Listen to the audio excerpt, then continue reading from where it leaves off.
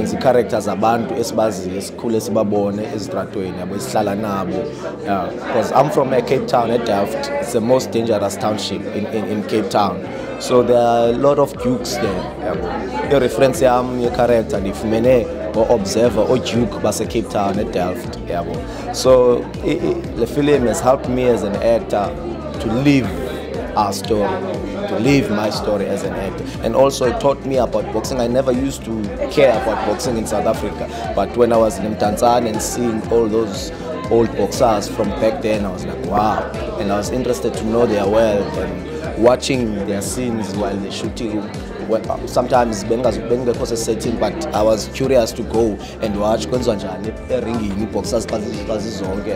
So just to be in that space at Eastern Cape was a growth for me.